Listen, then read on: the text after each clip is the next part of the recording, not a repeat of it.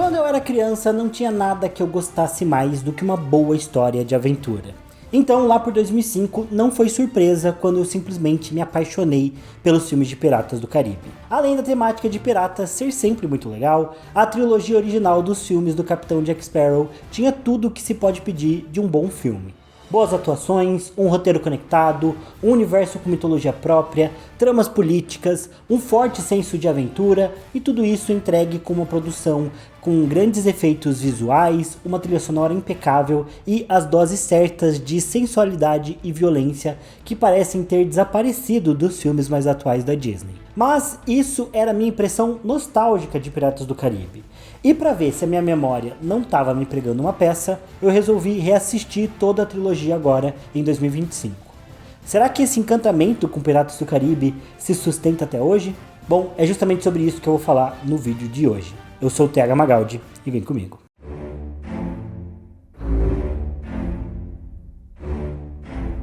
Bom, aqui para esse vídeo eu vou falar apenas da trilogia original de Piratas do Caribe, que começou com o lançamento do primeiro filme, A Maldição do Pérola Negra, lá em 2003.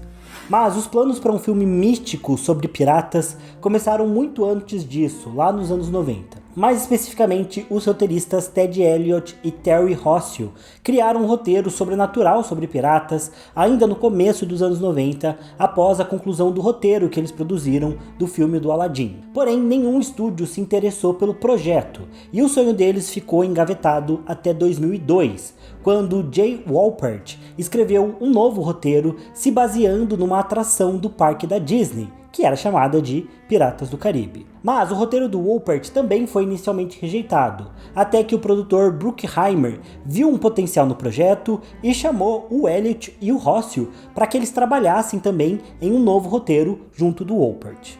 Foi então que a produção de Piratas do Caribe realmente começou. O elenco principal foi rapidamente escalado, com o papel de protagonista ficando para o Johnny Depp, que na época não era um ator muito valorizado, já que fazia pelo menos uma década desde que ele tinha lançado o seu último grande filme. E além dele, Orlando Bloom, Geoffrey Rush e Keira Knightley entraram também para o elenco principal, e Gore Verbinski assinou para dirigir o primeiro filme, e eventualmente se tornou o diretor de toda a trilogia inicial. E assim, em julho de 2003, estreava nos cinemas Piratas do Caribe, A Maldição do Pérola Negra.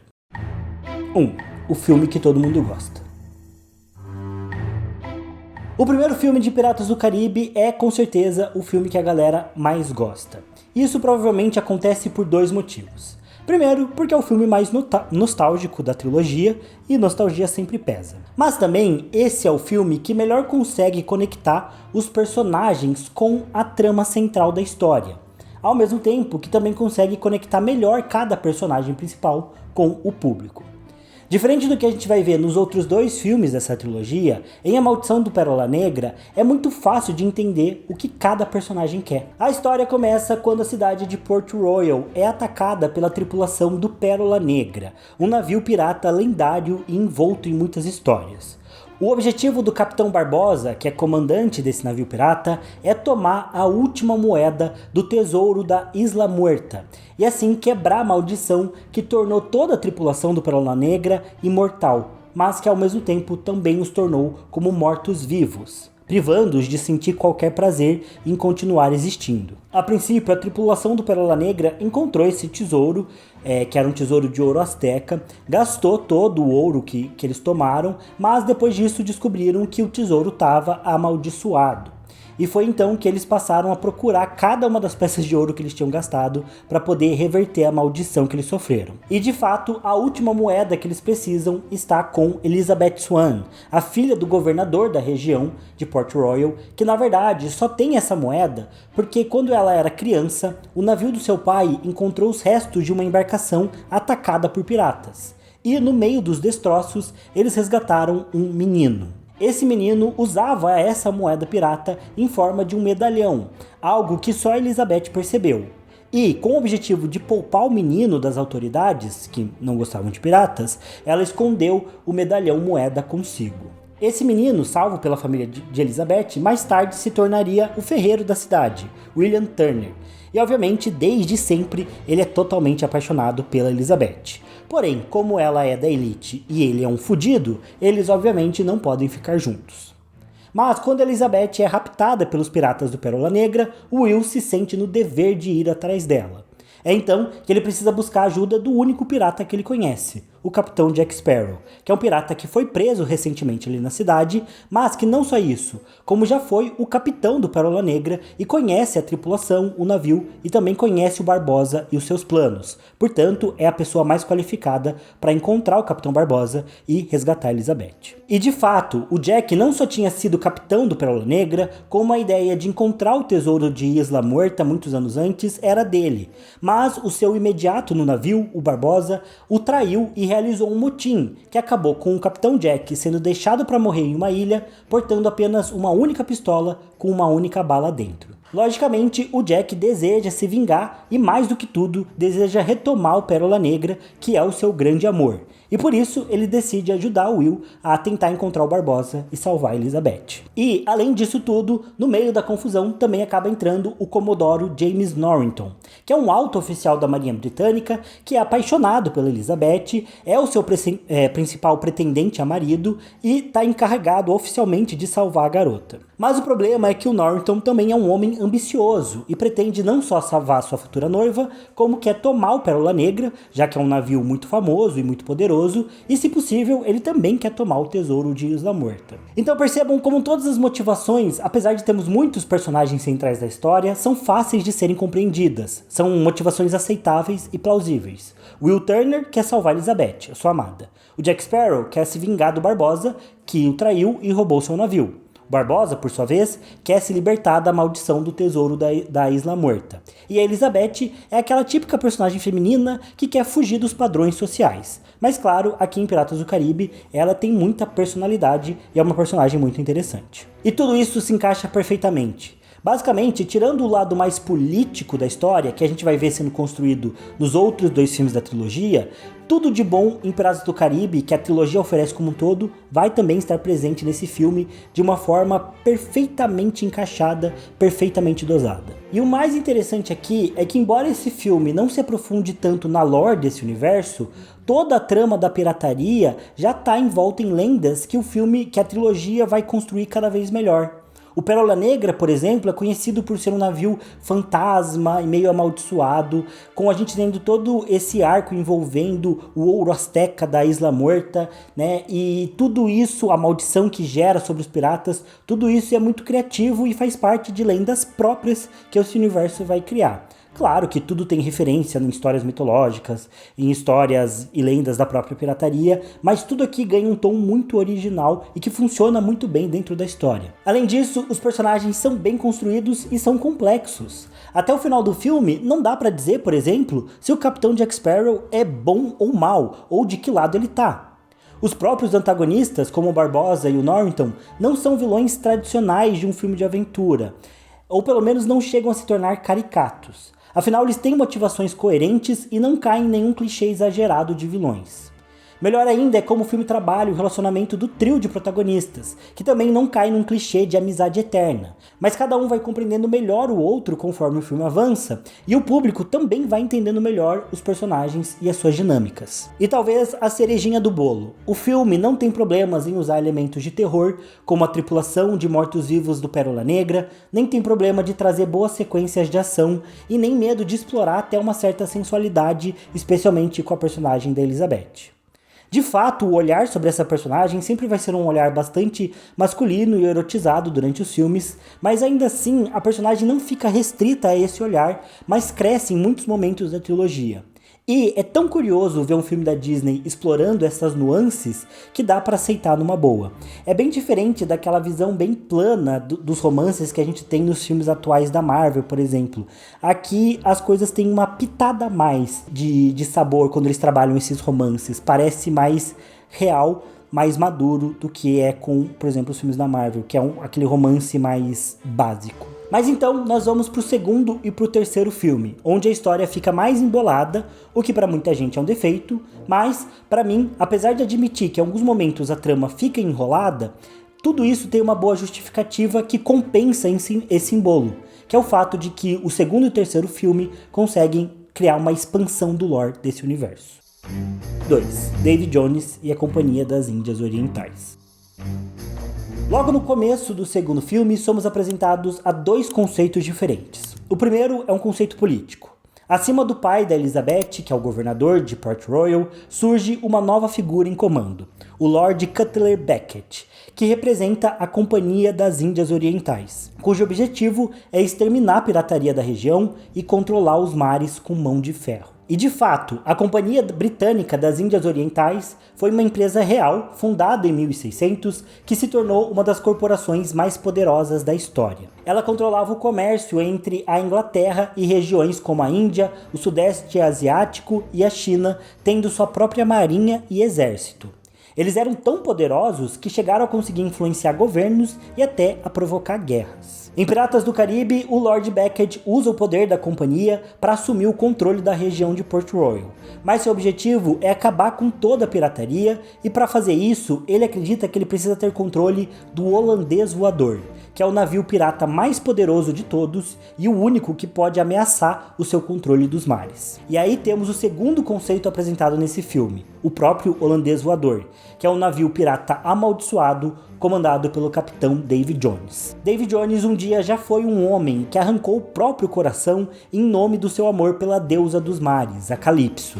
E ao fazer isso, ele ganhou dela a missão de levar as almas do mundo dos vivos até o mundo dos mortos. Porém, sendo agora imortal e no comando de uma tripulação amaldiçoada, e com o passar do tempo se sentindo traído pela Calypso, o Jones passou a realizar acordos e pactos com as pessoas que estavam para morrer. Afinal, ele tinha poderes para conceder alguns desejos, em troca de que aquelas almas, ao invés de morrerem, pudessem servir no seu navio durante muitos e muitos anos. Ou seja, ele conceder um desejo em troca da servidão da alma de quem fizesse o acordo. E quem um dia já fez um acordo com David Jones? Sim, o capitão Jack Sparrow. Ele fez um pacto com o Jones para se tornar o capitão do Pérola Negra muito antes do primeiro filme. Mas acabou que o Jack nunca pôde aproveitar de fato ser o capitão do navio, porque pouco tempo depois do acordo, o Barbosa fez o motim e roubou o navio do Jack. E agora, cerca de 10 anos depois desse pacto, o David Jones veio cobrar sua dívida. E se o Jack não concordar em pagar e servir os anos que ele deve no Holandês Voador, o Jones vai liberar o Kraken sobre o Jack Sparrow e o seu navio. E o Kraken, para quem não sabe, é aquela criatura mitológica dos mares que, enfim, tem um poder destruidor e que aqui em Piratas do Caribe consegue engolir um navio inteiro sem muitos problemas. E bom, é aqui que a história vai ficando um pouco complicada. Isso porque o Lord Beckett quer controlar o Holandês Voador. Mas, para fazer isso, ele precisa, na verdade, controlar o seu capitão, o David Jones, que é um ser sobrenatural e muito poderoso, e que tem apenas uma fraqueza, o seu coração, que foi fisicamente arrancado do seu peito e está escondido em algum lugar. E como ele pode encontrar o coração do David Jones, se não existe nenhum mapa, nenhuma indicação de onde ele está? Bom, para isso, o Beckett precisa da bússola do Jack Sparrow, que é famosa por não apontar para o norte, mas sim para aquilo que o seu coração mais deseja. É uma bússola mágica. Então, é por isso que o Beckett consegue uma sentença de prisão e de morte, tanto para o William Turner quanto para Elizabeth Swann, pelo fato de ambos terem ajudado Jack Sparrow no primeiro filme. Afinal, se associar com piratas é um crime punível com a morte. Mas o Lord Beckett oferece um acordo para o Will. Se ele aceitar ir numa missão para buscar a bússola do Jack Sparrow, o Beckett promete perdoar o casal dos seus atos de traição. Então, sem pestanejar, o Will parte nessa missão para encontrar o Jack e tomar sua bússola, deixando a Elizabeth para trás, presa.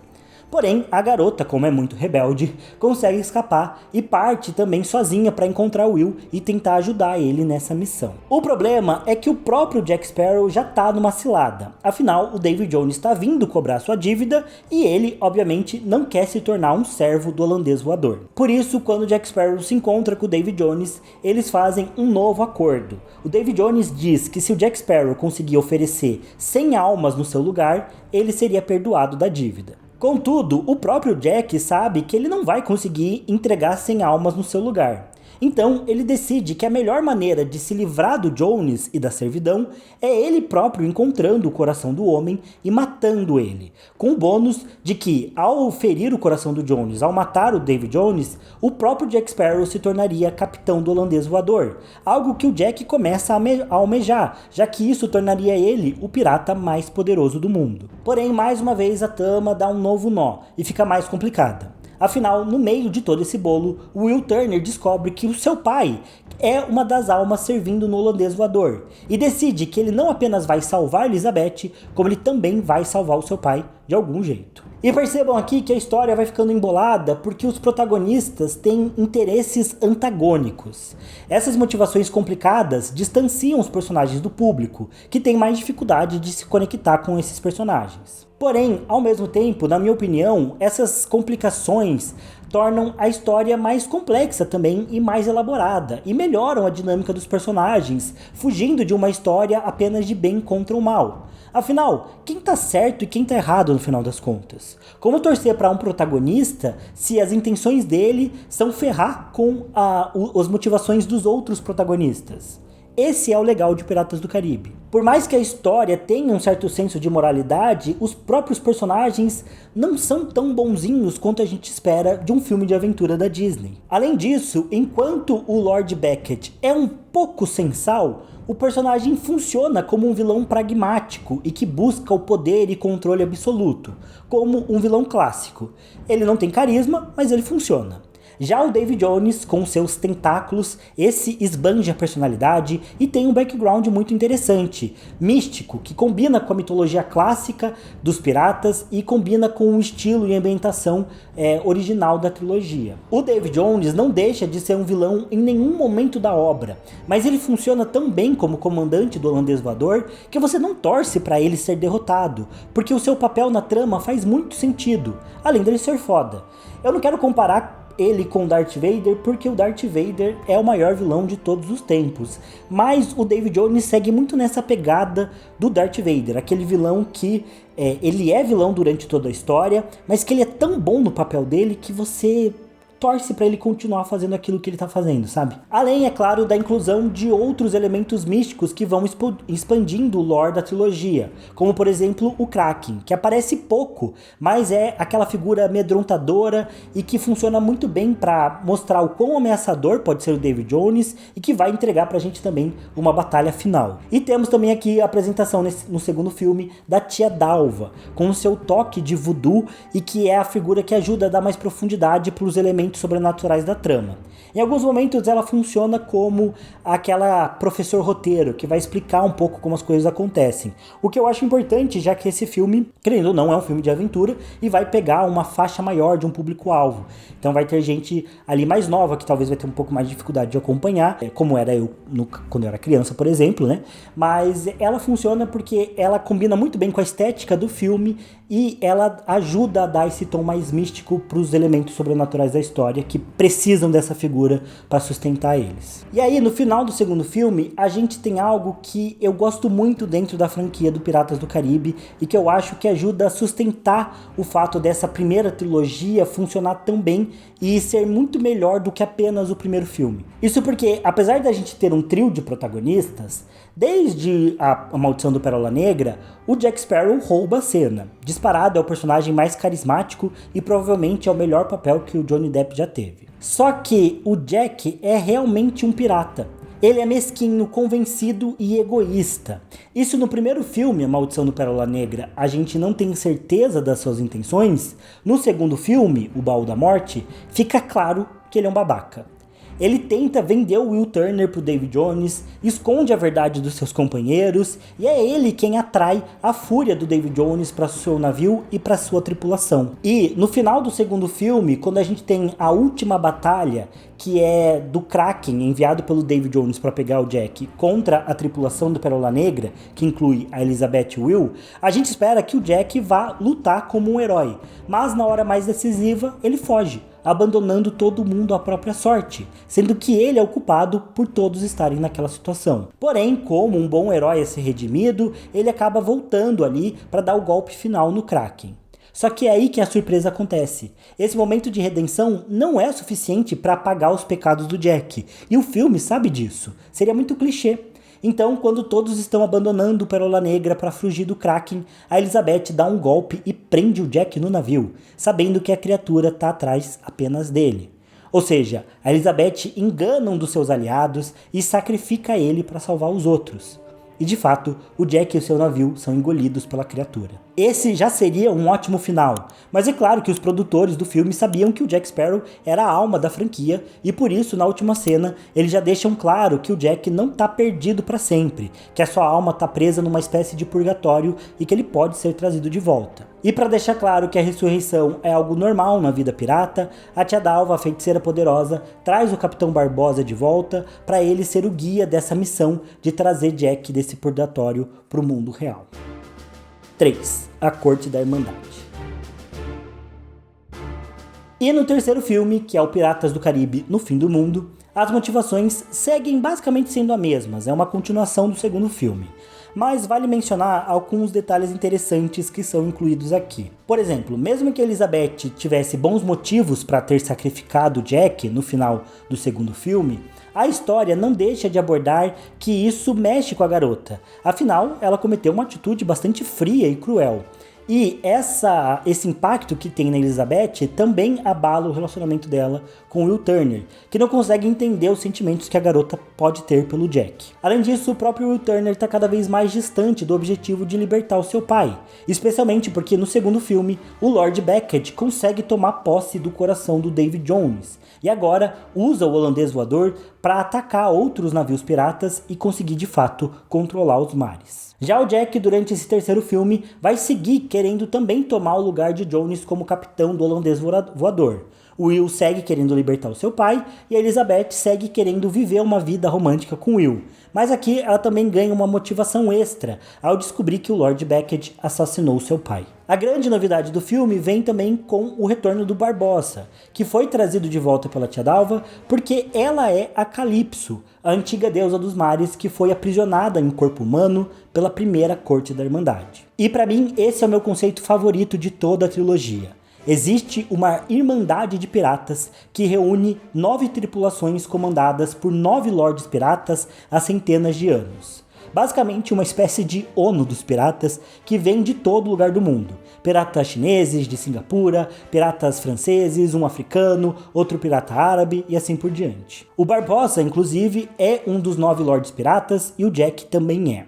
E o problema é que a primeira corte, anos antes, decidiu prender a Calypso para que os piratas pudessem controlar os mares. E a Calypso ficou confinada em forma humana, na figura da Tia Dalva, ainda poderosa, mas limitada. A Tia Dalva então traz o Barbossa de volta para que ele busque o Jack do purgatório e assim a corte da Irmandade possa se reunir novamente e então possa tomar uma decisão que revogue o que a primeira corte fez de prender a Calypso. Ou seja, se os 9 primeiros lordes piratas prenderam a Calypso, só uma nova corte da Irmandade pode realizar a libertação dela. E de fato, o Barbossa também acredita que a Calypso é a melhor resposta para enfrentar o Beckett e o Jones, já que a união da Companhia das Índias Orientais com o holandês voador é muito poderosa e talvez nenhum pirata consiga lidar com isso sozinho. Enfim, eu não quero dar muitos spoilers do terceiro filme, porque quem não assistiu precisa assistir e quem já assistiu vale muito a pena rever.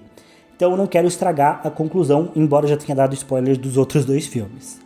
Mas pra mim, sendo bem sincero, o terceiro filme é o meu favorito. Todos os arcos se encerram de forma convincente, sem a obra perder o senso de aventura, mantendo as batalhas cada vez mais épicas, tendo a expansão do lore com a questão da Corte da Irmandade e a questão da Calypso, e ainda assim a história também consegue manter a dinâmica entre os protagonistas, onde a gente nunca sabe quem tá do lado de quem, por que um tá traindo o outro, e ainda assim eles conseguem se arranjar de uma forma criativa e você nunca deixa de sentir um certo carisma por cada um dos protagonistas. protagonistas. E como eu já tinha dito antes, nesse terceiro filme a Elizabeth ganha bastante destaque também. E na minha opinião, o único personagem que fica mais apagado dos três protagonistas é o Will Turner, mas ele continua sendo importante, especialmente para a conclusão da trama. Além disso, eu não mencionei aqui, mas toda a trilogia do Piratas do Caribe tem um ótimo senso de humor, usando muitas vezes algumas piadas mais ousadas e ácidas, e fazendo isso sem se perder, como às vezes acontece com alguns filmes da Marvel, por exemplo. O humor aqui funciona muito bem porque o filme sabe o momento de se levar a sério e sabe o momento de zoar. E como eu também já mencionei antes, eu gosto muito de como o filme explora o romance entre os personagens.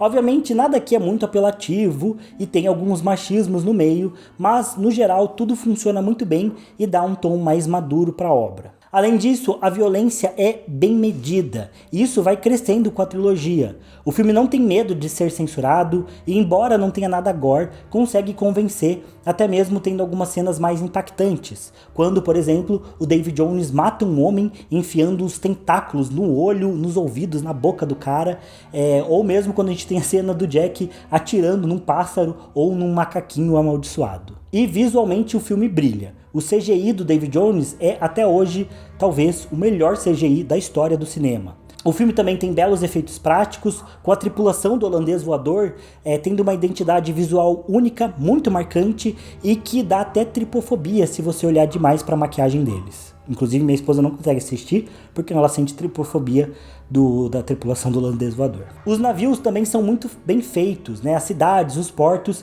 inclusive tanto o holandês voador quanto o Pérola Negra foram navios feitos de verdade, em escala menor, para serem usados nas gravações.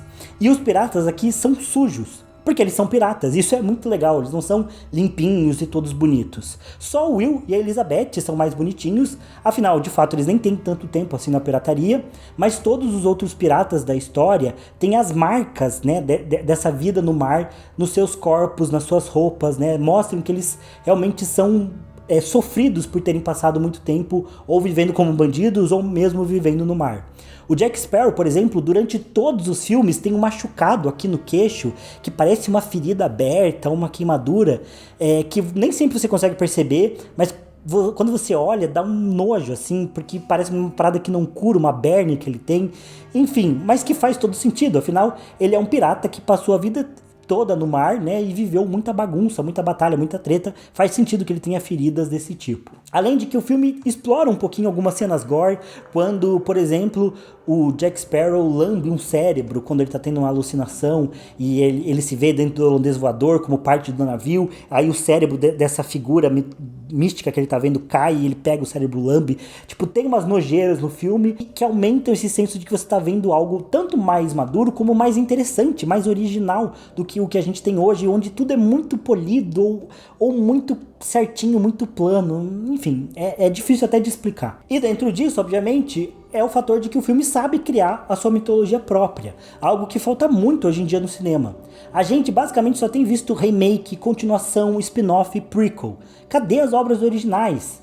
Esse ano, por exemplo, 2025, teve o lançamento de Sinners, ou Pecadores, que é o filme com Michael B. Jordan, que fez muito sucesso e graças a Deus, porque é a primeira vez em quase uma década que um filme 100% original faz tanto sucesso, tanto de crítica quanto de bilheteria. E na minha opinião, a trilogia original de Piratas do Caribe é um ótimo exemplo de como o cinema pode e deve investir em mitologias próprias e tentar construir seus próprios universos. Como antes, a gente tinha universos de Star Wars e de Indiana Jones, até mesmo do Shrek, que são todas obras que são naturais do cinema, não são adaptações de nada. E justamente por isso eu nem quis falar dos outros dois filmes da franquia do Piratas do Caribe, o filme 4 e o filme 5.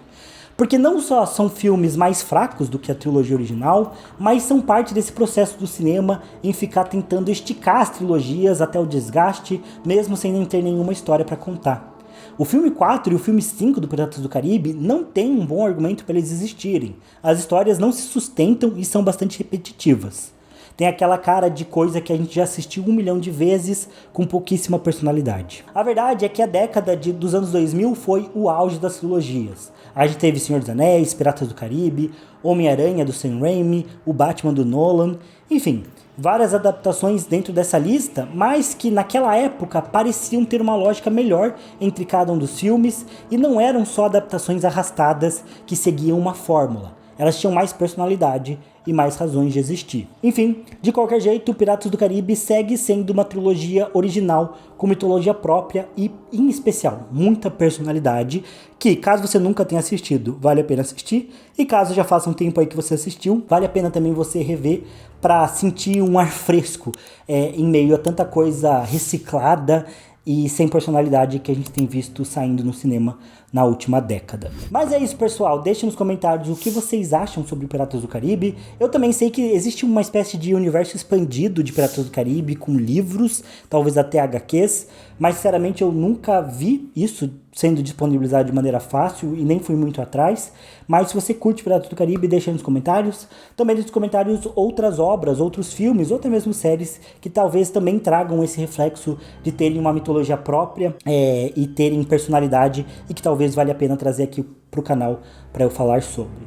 No mais, é isso. Não se esqueçam de se inscrever, deixa o like que eu vejo vocês no próximo vídeo. Valeu, falou e até mais.